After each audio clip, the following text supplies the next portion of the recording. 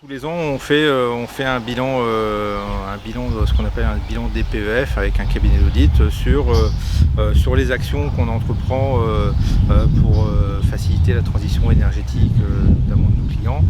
Donc voilà, on prend un peu toutes les actions qu'on peut mettre en place et toutes les offres qu'on déploie auprès de nos clients.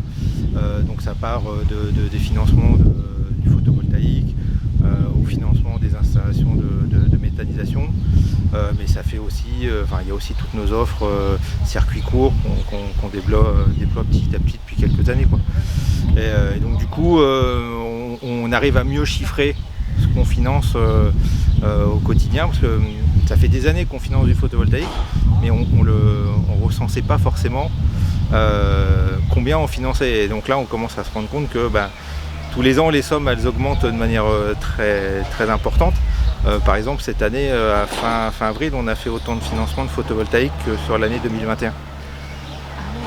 Donc voilà, ça veut dire que l'énergie verte, elle est en forte augmentation. Les unités de méthanisation, il y en a un petit peu moins maintenant, parce que la plupart des projets qui étaient viables, ils se sont faits. Et il y en a encore un petit peu qui se font, mais il y a quand même de moins en moins.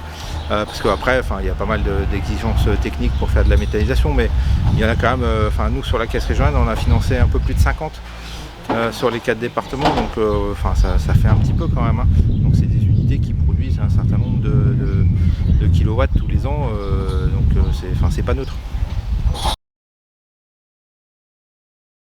Notamment le photovoltaïque là, ces derniers temps. Parce que les clients se rendent compte que c'est une diversification de revenus, hein. Alors il y a un contrat sur une durée longue, souvent les financements sont sur une durée de 10-12 ans. Et puis une fois que c'est payé, voilà, le contrat il continue à courir et puis ça leur paye une partie de leur bâtiment, quoi.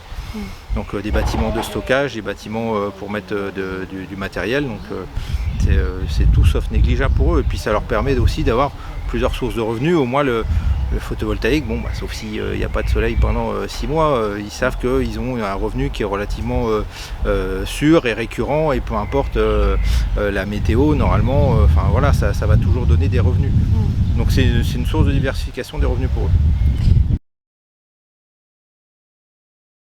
Je suis venu pour prendre des informations sur un peu sur ce qui existe aujourd'hui sur le carbone, un peu les intervenants qui existent sur ce marché-là, voir comment c'est en train de se structurer, parce qu'on voit que c'est un nouveau marché, entre guillemets, c'est un nouveau thème qui suscite beaucoup d'interrogations de la part des clients, mais également de chez nous, hein.